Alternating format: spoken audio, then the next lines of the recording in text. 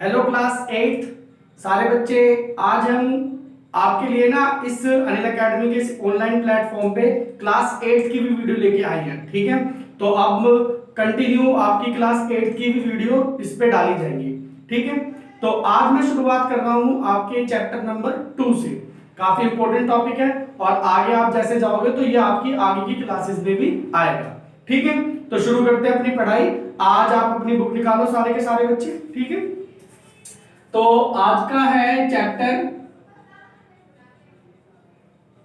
2 और ये है आपका linear equation in one variable. Hindi medium वाले बच्चों के लिए क्या है इस चैप्टर का नाम? एक चर वाले रैखिक समीकरण। ठीक है, अब बात आती है कि ये है क्या चीज। ठीक है, मतलब linear equation in one variable है क्या। तो इसको समझने के लिए सबसे पहले आपको समझना पड़ेगा इन दो चीजों के बारे में। एक होता है अलजेब्रिक एक्सप्रेशन और एक होती है आपकी इक्वेशन। हिंदी में बात करें तो बीजीय व्यंजक और समीकरण। जब आपको इन दोनों चीजों का मतलब पता होगा तो आपको अपने आप समझ में आ जाएगा कि लीनियर इक्वेशन वन वेरिएबल है क्या। ठीक है, सबसे पहले अलजेब्रिक एक्सप्रेशन की बात करें। जैसे मैंने लिखा a number 3 times of a number. हम लिखते थे ना 6th क्लास 7th क्लास में पढ़ते थे 3 टाइम्स ऑफ ए नंबर। तो अगर आपने नंबर x मान लिया तो उसका 3 टाइम्स क्या हो गया? 3x। मैंने बोला 2 is added in twice of a number. किसी संख्या के दुगने में 2 जोड़ा तो हमने मान ली संख्या क्या है? y है, नंबर हमारा 2 है। हमने इसके दुगने में मतलब 2 टाइम से मल्टीप्लाई कर दिया, 2 जोड़ा। तो ये चीजें जो बनती थी इनको हम बोलते क्या है? इनको हम बोलते हैं अलजेब्रिक एक्सप्रेशन या फिर बीजीय व्यंजक। अब इक्वेशन क्या होती है? समीकरण क्या होती है? मतलब किसी चीज के बराबर होना। जैसे मैंने ये लिखा 3x इज इक्वल टू 5 या मैंने लिख दिया 2y plus 2 is equal to 10। तो अब ये हमारी किसी ना किसी चीज के क्या है? बराबर है। तो जब कोई अलजेब्रिक एक्सप्रेशन किसी चीज के बराबर हो जाता है, जब भी कोई बीजीय व्यंजक किसी चीज के बराबर हो जाएगा तो हम उसको क्या बोलते हैं? इक्वेशन बोलते हैं। तो अब यहां पे देखो ये हमारी इक्वेशन हो गई, ये हमारी इक्वेशन हो गई। अगर ये बराबर का साइन हटा दो, जैसे सिर्फ 3x है तो ये एक अलजेब्रिक एक्सप्रेशन है, एक बीजीय व्यंजक है। और अगर ये किसी चीज के बराबर हो जाएगा तो क्या बन जाएगी? इक्वेशन बन जाएगी। तो अब यहां पे बात आती है कि हमारी linear equation in one variable क्या होती है। सबसे पहले आपको यह भी समझना पड़ेगा कि वेरिएबल क्या है, जिसको हम बोलते हैं चर। अब ये क्या है? जैसे आपने ये जो x यूज किया, y यूज किया, z यूज किया, डॉट डॉट डॉट, इनको हम बोलते हैं वेरिएबल्स या फिर क्या बोलते हैं हम इनको? चर।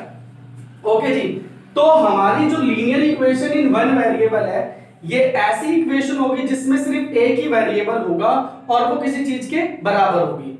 मतलब अगर हम लीनियर इक्वेशन की बात करें तो देखो जैसे 3x plus 2 is equal to 5, 5x plus 5 is equal to 10।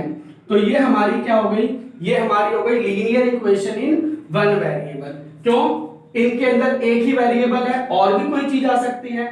5a is equal to 5a plus 2 is equal to -6। तो ये हमारी सारी की सारी क्या हो गई? Linear variable in linear equation in one variable. इनकी पावर 1 है और ये हमारी एक ही वेरिएबल में है और इक्वल टू का निशान है, इसलिए इसको बोलते हैं linear variable, linear equation in one variable, एक चर वाली रैखिक समीकरण। आई बात समझ में? लीनियर रैखिक का मतलब हो गई इनकी घात 1 पावर 1। वेरिएबल, वन वेरिएबल का मतलब हो गया एक चर, मतलब सिर्फ x ही आएगा। अगर मैंने लिख दिया 5x plus 5y is equal to 10 तो ये हमारी linear equation in one variable नहीं है, इसमें दो वेरिएबल आ गए, तो ये हमारी दो चर वाली समीकरण हो जाएगी। एक चर वाली समीकरण तभी होगी जब एक ही वेरिएबल होगा। अब ये एक चर वाली समीकरण है। ओके, सभी बच्चों को समझ में आई ये बात? आगे बढ़ते हैं। अब आपको चलते हैं और आपको एक्सरसाइज 2.1 कराते हैं। तो आप सारे के सारे बच्चे अपनी 2.1 एक्सरसाइज निकाल लो।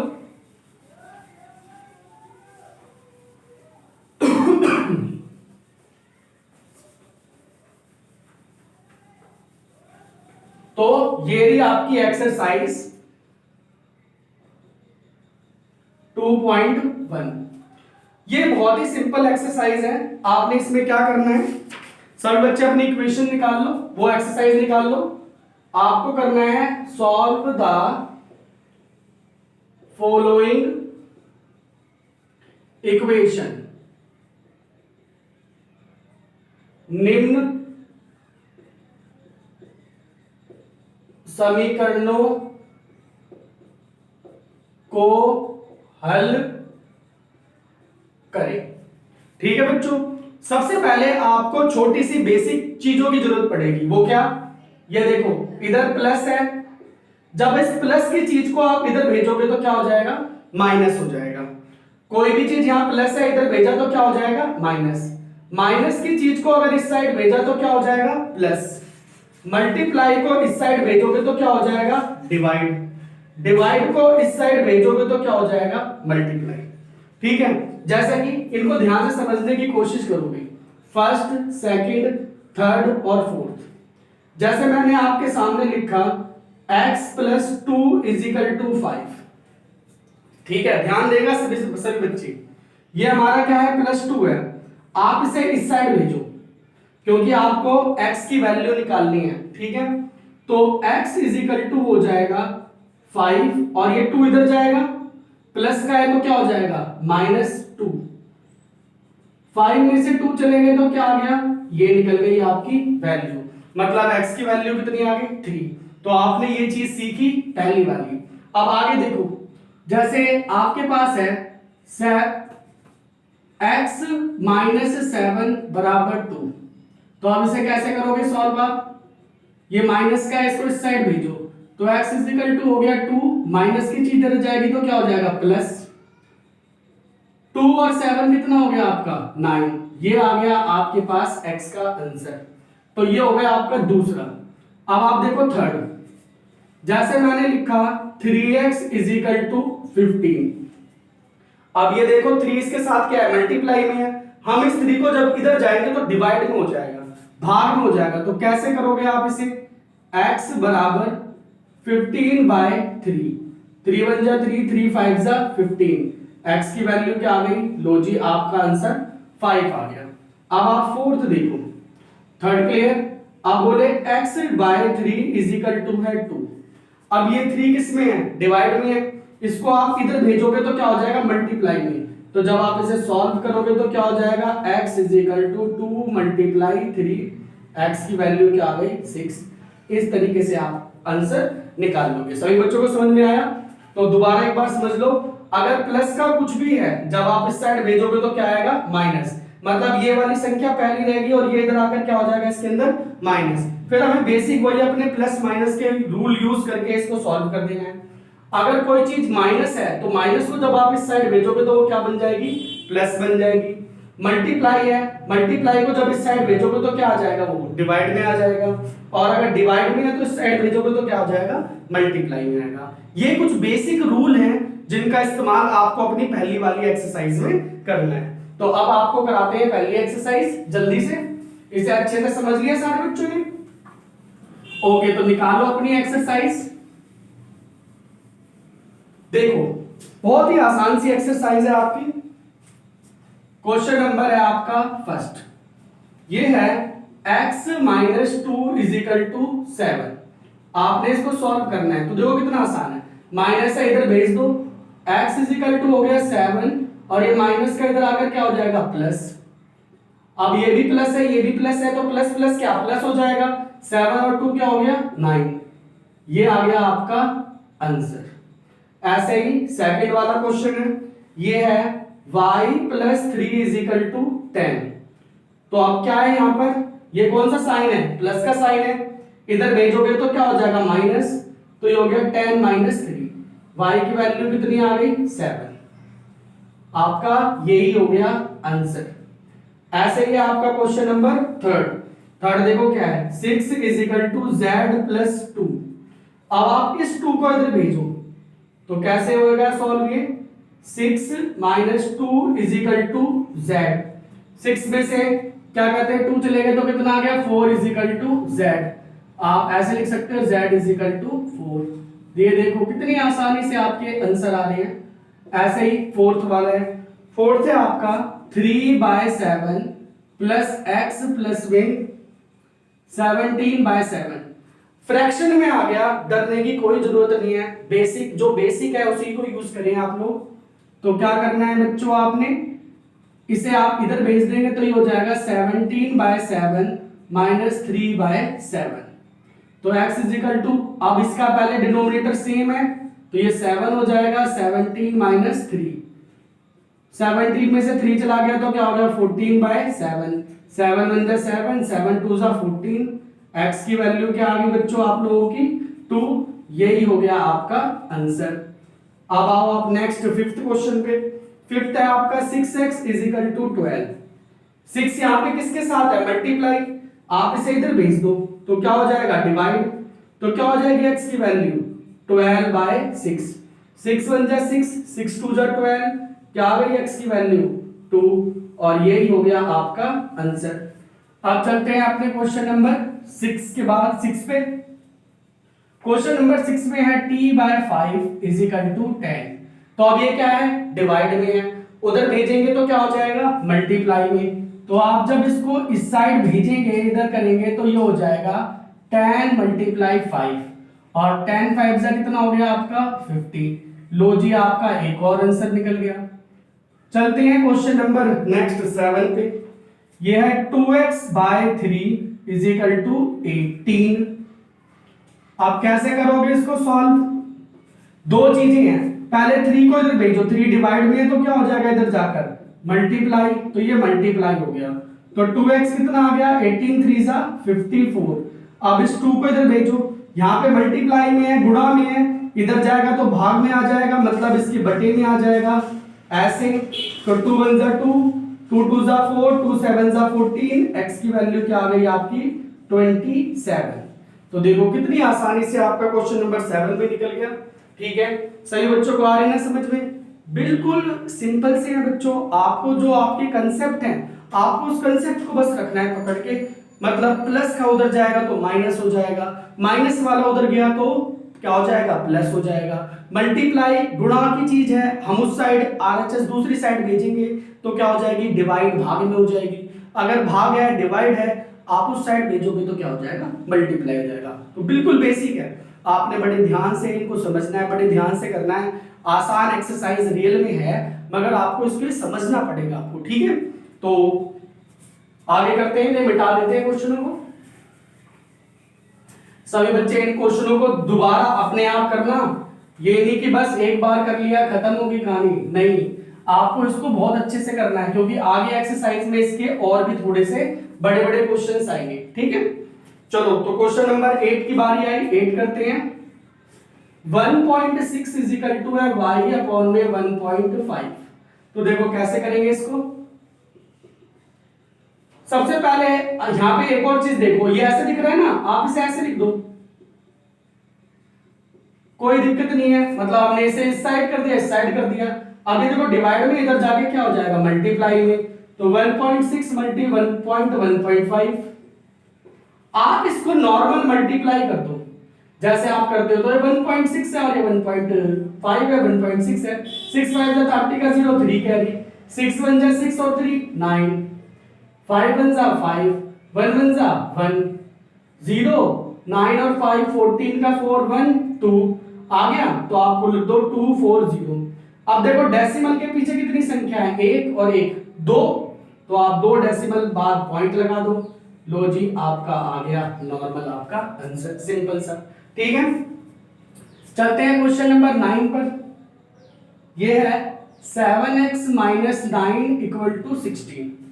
अब थोड़ा सा अलग है क्वेश्चन, कोई बात नहीं, पहले माइनस है, माइनस को आप इधर भेज दो, तो ये इधर जाएगा तो 16, ये इधर आया तो प्लस का 9, 7x 16 और 9 को ऐड कर दो, कितना हो गया 25x। अब ये मल्टीप्लाई में इधर भेज दोगे तो क्या हो जाएगा डिवाइड, तो 25/7, यही हो जाएगा आप लोगों का आंसर। सिंपल है। अब इसमें दोनों चीजें आ गई, अभी तो 1 बाय 1 एक ही एक आ रही थी, इसमें हमारी दो चीजें आ गई। अब देखो क्वेश्चन नंबर 10, ये है 14y minus 8 is equal to 13। बिल्कुल सेम ऊपर वाले की तरह ही करना है, जैसे हमने इसे किया बिल्कुल ऐसे ही होगा। तो क्या करो, इससे पहले इधर भेजो, तो ये हो गया 13, माइनस है इधर जाएगा तो क्या हो जाएगा plus 8, 14y is equal to 13 और 8 कितना हो गया 21, y की वैल्यू 21/14। अब ये देखो क्या ये दोनों किसी के टेबल में आती है, 7 के टेबल में आती है। 7 3 जा 14, 7 2 जा 7 3 जा 21, 7 2 जा 14, तो ये हो गया 3/2। तो आपके y की वैल्यू हो गई 3/2 और ये आ गया आपका आंसर। मतलब अगर आंसर सिंपलीफाई हो रहा है, अगर हमारा आंसर छोटा हो सकता है तो आपने अपने आंसर को छोटा करके लिखना है, ठीक है। तो ये था क्वेश्चन नंबर आपका 10। अब चलते हैं क्वेश्चन नंबर 11 पे।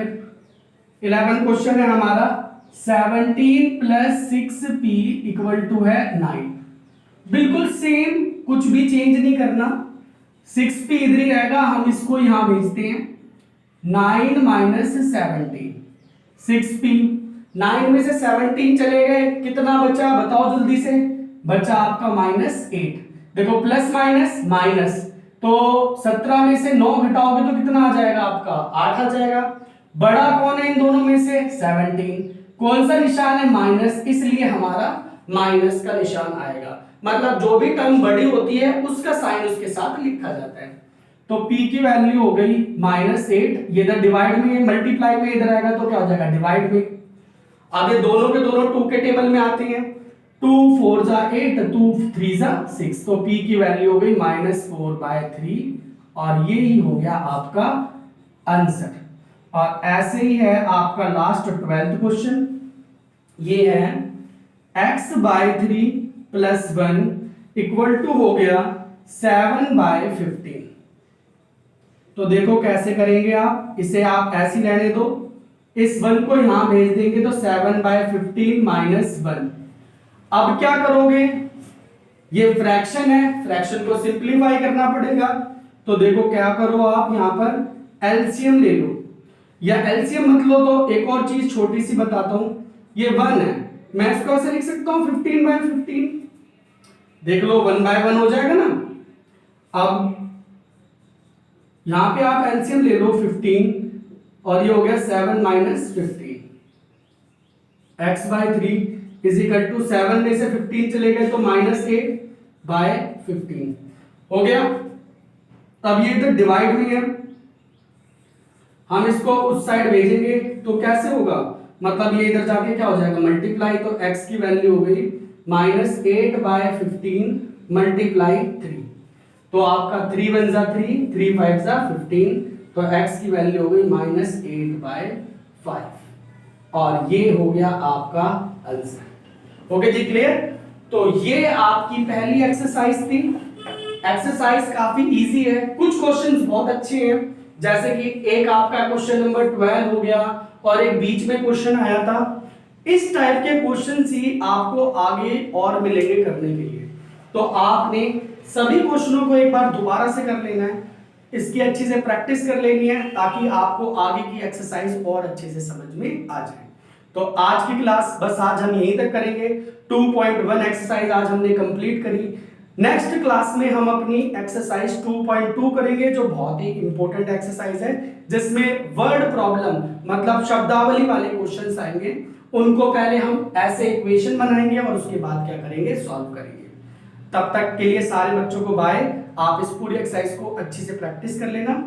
बाय सभी बच्चों को and good luck for your bright future. Bye बच्चों।